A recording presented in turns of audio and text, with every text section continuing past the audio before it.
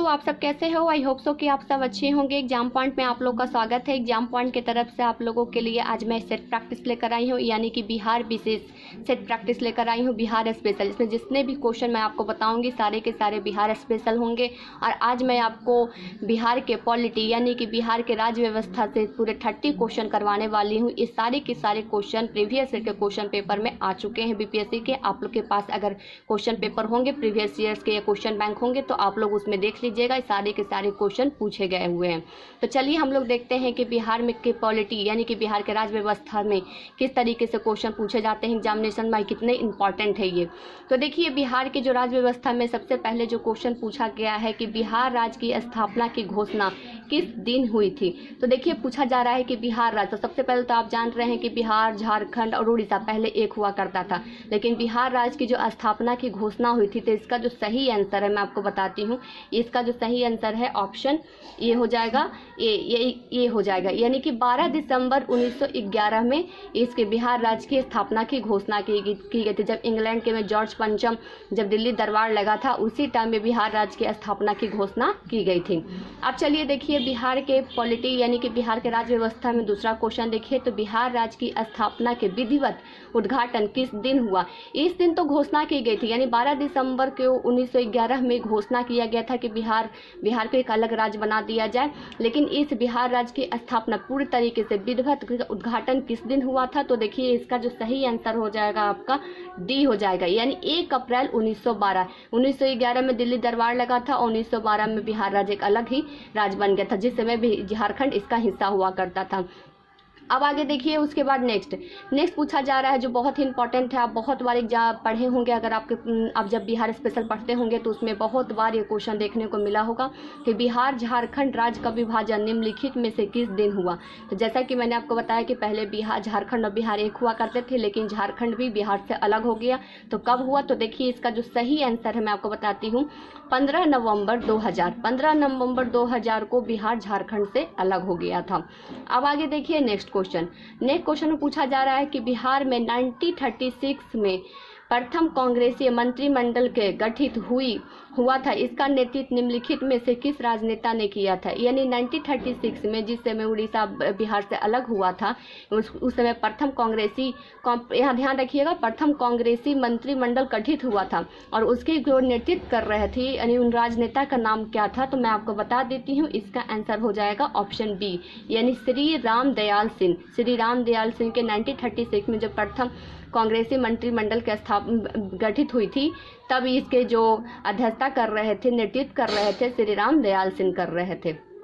अब आगे देखिए, नेक्स्ट स्वतंत्रता प्राप्ति के बाद बिहार के प्रथम राज्यपाल थे। तो देखिए, स्वतंत्रता प्राप्ति के बाद जो बिहार के प्रथम राज्यपाल बनाए गए थे वो जयराम दौलत राम को बनाए गए थे। ये आप दम बिल्कुल पर बिहार के प्रथम, बिहार विश्व में प्रथम, बिहार भारत में प्रथम, जितना भी मैंने आपको वीडियो बना के डाला है अपने चैनल एग्जाम पॉइंट पे, आप लोग जरूर उसको जाके देख लीजिएगा, आप लोग के एग्जाम में बहुत हेल्प करेगा। अब आगे देखिए, नेक्स्ट पूछा जा रहा है कि बिहार में पृथक प्रांत के रूप में कब गठन हुआ, यानी कि बिहार पृथक प्रांत के रूप में कब गठित कर दिया गया, कब गठन हुआ इसका। तो देखिए, अभी जस्ट मैंने आपको यहाँ पे बताया था, आगे ऊपर में देखिए 1 अप्रैल 1912 को विधिवत उद्घाटन किया गया था। तो देखिए, इसका जो 6 का आंसर हो जाएगा ऑप्शन सी, यानी 1912 को बिहार को एक पृथक प्रांत के रूप में गठन कर दिया गया था। अब देखिए 7 में पूछा जा रहा है कि पश्चिमी चंपारण जिला का मुख्यालय कहाँ है, यानी पश्चिमी चंपारण। सबसे पहले तो आप समझ लीजिए कि चंपारण को 2 भागों में बांटा गया है, एक पूर्वी चंपारण, एक पश्चिमी चंपारण। तो पश्चिमी चंपारण के जिला का मुख्यालय है वो कहाँ पे है, तो मैं आपको बता देती हूँ, ये बेतिया में है, ये बेतिया है। अब आगे देखिए, नेक्स्ट पूछा जा रहा है कि पटना उच्च न्यायालय की स्थापना कब हुई। तो देखिए, पटना उच्च न्यायालय की जो स्थापना हुई है, आप लोग को पता होगा, अगर मेरा जो भी स्टूडेंट लगातार वीडियो देख रहे होंगे, मैंने इसका बहुत बार जिक्र किया है अपने वीडियो में, जितना भी मैं टॉपिक बताया है बिहार स्पेशल में, बहुत बार इसका आ चुका है। तो पटना उच्च न्यायालय का जो स्थापना हुआ है 1916 में। ध्यान रखिएगा, 1917 में चंपारण आंदोलन हुआ था, उससे पहले ही ये पटना उच्च न्यायालय का स्थापना कर दिया गया था, इसको आप ध्यान रखिएगा। 1918 बिल्कुल नहीं होगा, 1917 में चंपारण आंदोलन हुआ था, तो ध्यान रखिएगा 1916 में ही पटना उच्च न्यायालय का स्थापना कर दिया गया था, फिर जाकर चंपारण आंदोलन हुआ था। इस तरीके से आप सीक्वेंस में याद करिएगा तो आपको अच्छे तरीके से माइंड में रहेगा, कभी आप भूल नहीं पाइएगा।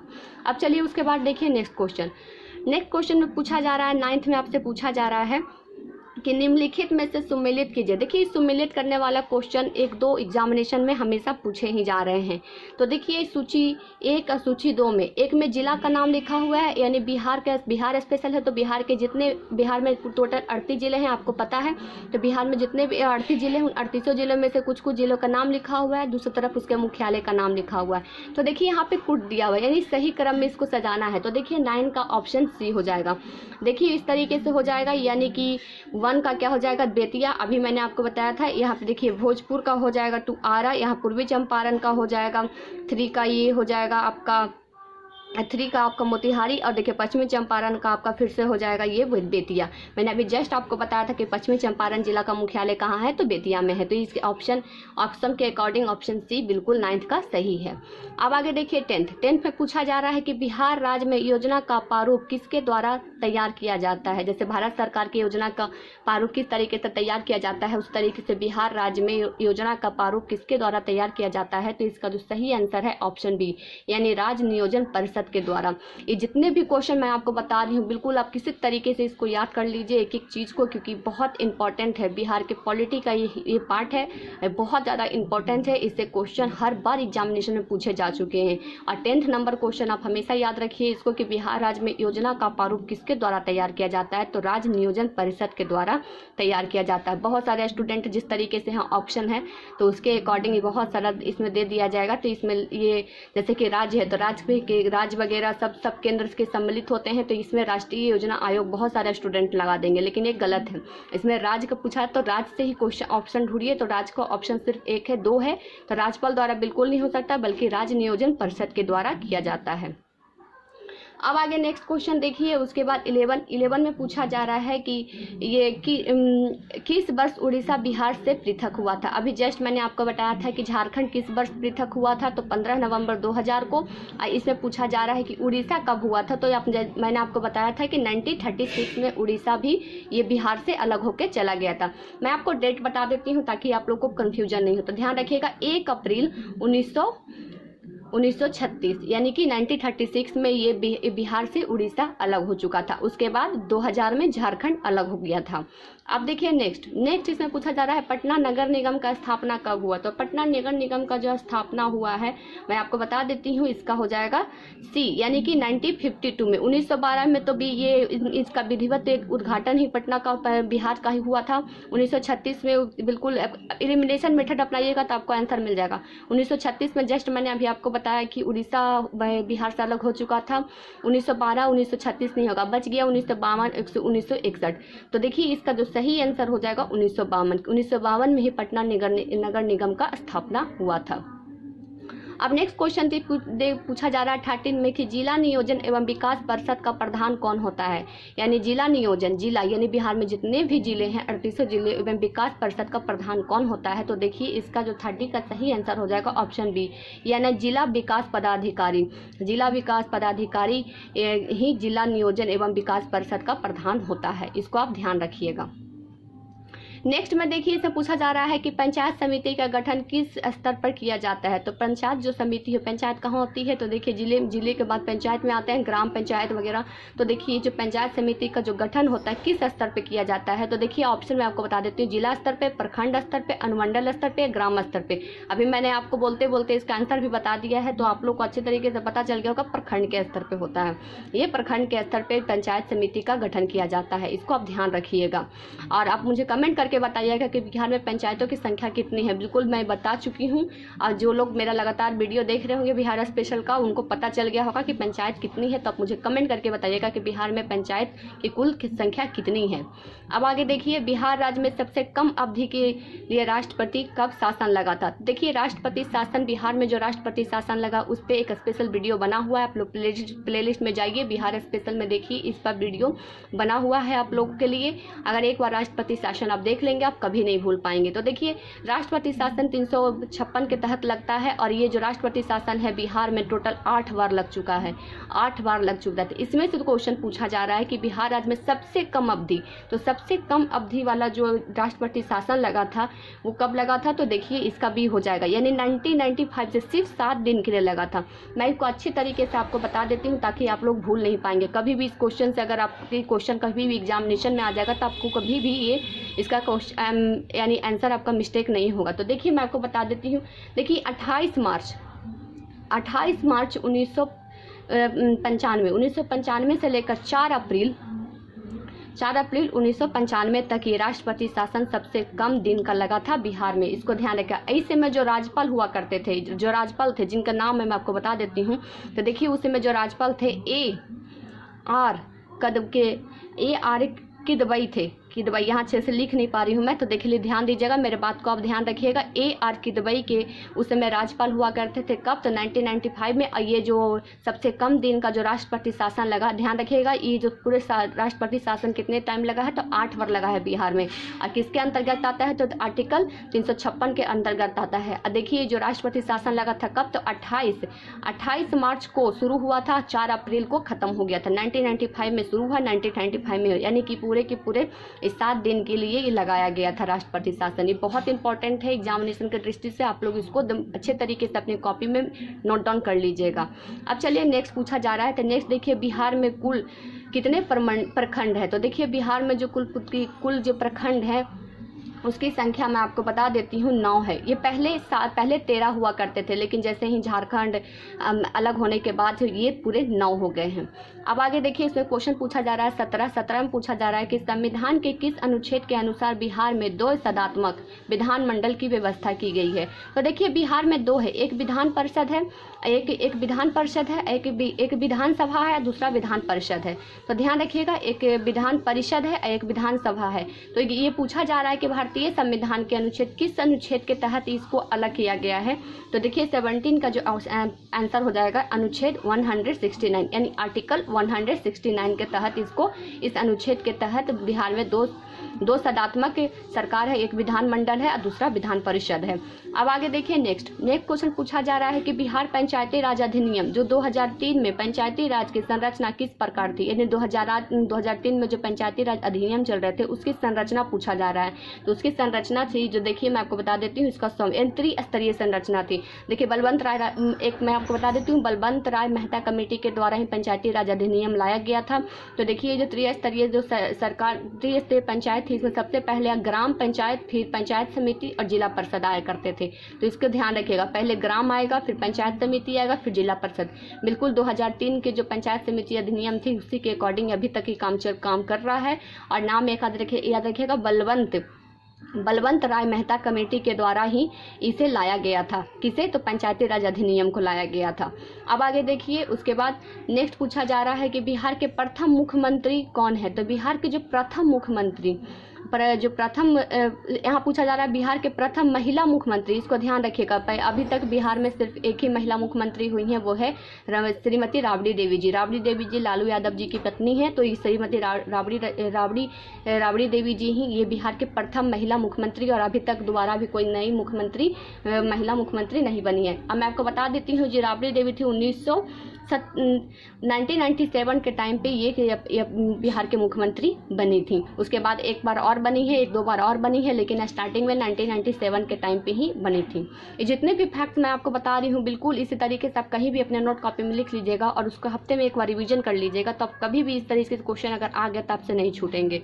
अब नेक्स्ट क्वेश्चन देख लीजिए। नेक्स्ट क्वेश्चन पूछा जा रहा है आपसे कि बिहार के प्रथम हरिजन मुख्यमंत्री कौन थे। यानी कि बिहार के प्रथम हरिजन पूछा जा रहा है, हरिजन मुख्यमंत्री कौन थे, बल्कि प्रथम मुख्यमंत्री नहीं बल्कि हरिजन मुख्यमंत्री। तो देखिए हरिजन जो मुख्यमंत्री थे भोला पासवान शास्त्री थे। भोला पासवान शास्त्री, मैं आपको बता देती हूँ इनका जो मुख्यमंत्री बनने का कार्य था 1968 के टाइम पे, 1968 के टाइम पे ये भोला प्रसाद शास्त्री जी को बिहार के प्रथम हरिजन मुख्यमंत्री बनाया गया था। अब आगे देखिए इसमें पूछा जा रहा है कि बिहार के प्रथम मुस्लिम मुख्यमंत्री कौन थे। यानी कि बिहार के प्रथम प्रथम मुस्लिम मुख्यमंत्री में कौन थे? तो देखिए अब्दुल गफूर।